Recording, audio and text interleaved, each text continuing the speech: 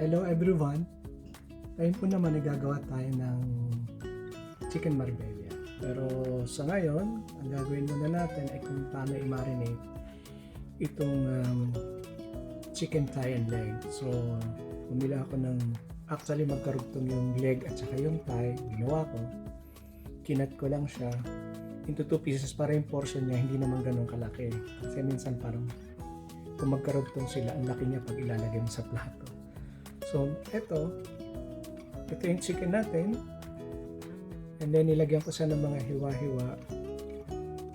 Same, ito yung part ng thigh. So, nilagyan natin ng mga hiwa-hiwa para pag siniso natin siya ng asin at paminta, ma-absorb niya ito. So, lagyan natin ng asin. Lahat. Yan.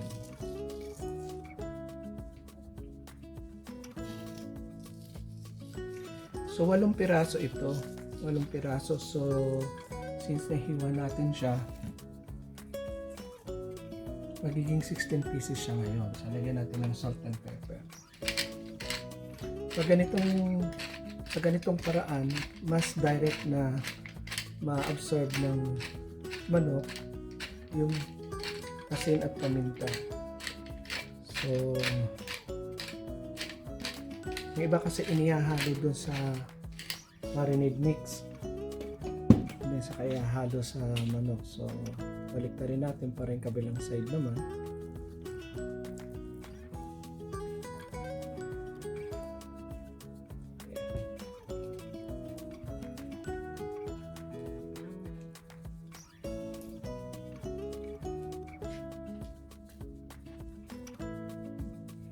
Lagyan ulit natin sa asin. Through this, makukontrol natin yung dami lang ng asin na gusto natin ilagay. Hindi siya mapapaalat.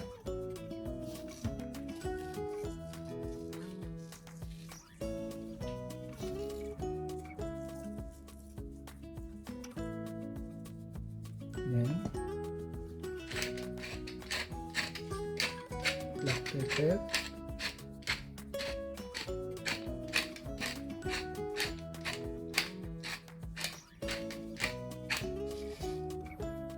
So, iset aside muna natin at gagawin natin yung marinade niya. So, meron ako dito isang bowl kung saan dito ko ilalagay lahat ng manok. Tingnan natin kung magkakasya. Mukhang kasya naman siguro. So, meron tayong 5 garlic cloves. Then, meron tayong 15 grams na fresh oregano, and then maglalagay rin tayo ng mga 2 tablespoon or 3 tablespoon ng red wine vinegar, and then we're also going to put 2 tablespoon or 3 tablespoon of olive oil. And then, lalagyan din natin ng capers. 60 grams ang capers. Kasama yung juice niya, mga 2 tablespoon. Ihahalo natin. Ito, 60 grams na ito. And then, meron din tayong 100 grams na green olives. Kinat ko na siya into half. And then, also 120 grams na dates. Natanggalan na siya ng buto, tapos kinat ko siya into quarter. And then, maglalagay rin tayo ng dahon ng laurel, 2 bay leaves. So, yun sa marinade. Once na i-mix natin sila lahat, meron pa tayong ingredient na hindi muna natin sasama ngayon, tulad nung dry white wine at saka yung molasses ng dates. Kasi yun, once pinasok mo na siya sa oven, saka mo lang muna ilalagay yun, then that's the time ipapasok na sa oven. So for now, i-marinate muna natin siya.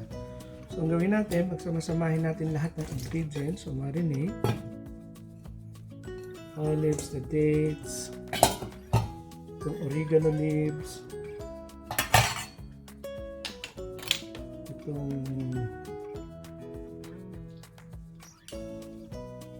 2 tablespoon ng juice ng capers. Then lagyan na natin yung capers unti-unti.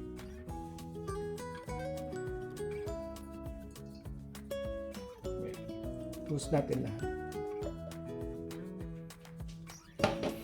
And then itong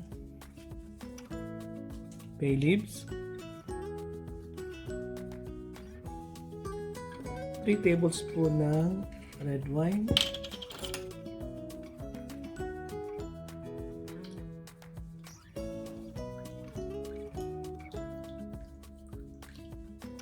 gamit ko nga pala ito, 3 tablespoon.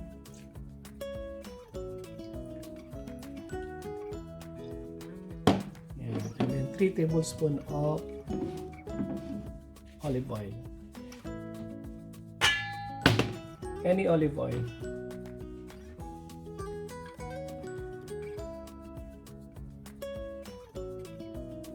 Yeah, 3 tablespoons.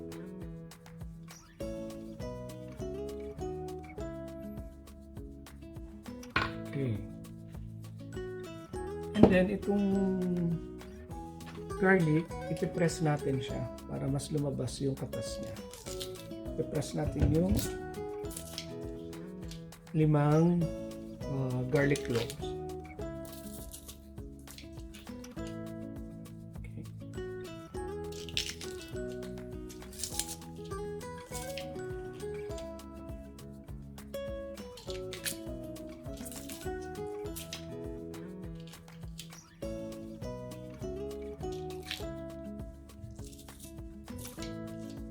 Okay, so yan.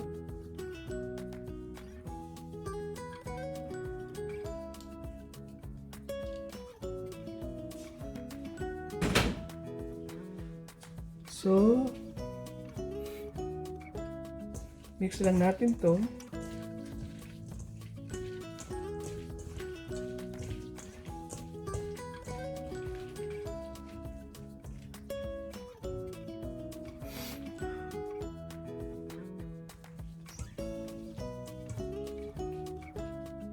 Okay, then saka natin isasama ngayon itong mga chicken. Since yung chicken may asin na sa, so yung marinade niya, hindi na natin lalagyan ng salt and pepper. So habang idinadagdag natin, mix na natin sila para i-coat na kaagad.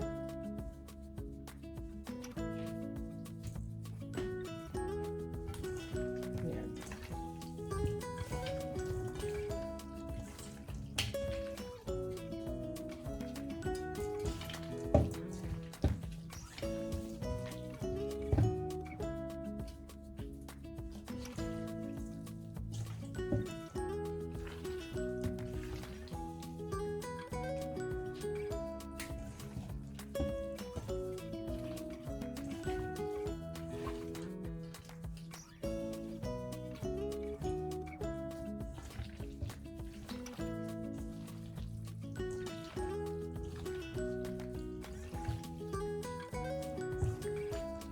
Ayan. So, coated na sila. Okay. So, ito, once na may mixan natin yung marinade sa chicken, you can put it in the fridge for 1 to 2 days para mas ma-absorb niya pa yung lasa. O kaya kung wala na kayong time at gusto niyo na on that day niyo lulutuin, pwede naman diretso na. Ito, diretso na sa baking dish. At huwag kalilimutang ilagay yung white wine, dry white wine, at saka yung dates molasses. Yung molasses nitong dates. So, mimix nyo siya and then saka natin i-bake. But for now, lalagay natin siya sa fridge for 2 days. Thursday natin siya lulutuin. And then, i-bake natin siya sa 180 degrees na may fan in 50 minutes. So, that's it. So, in 2 days, from time to time, i-move nyo siya kasi pumunta sa ilalim yung marinade para lahat mapantay yung pagbabad. So, from time to time, ganun yung gagawin hanggang sa kailangan na siyang i-bake. So, yun lang po. Tingnan po natin sa Thursday kung ano po magiging itsura nito kapag niluto na po natin. Maraming salamat po sa panunood. Sana po may natutunan po kayo kahit pa paano dito sa video po ng paggawa po ng chicken marbella. Maraming salamat po.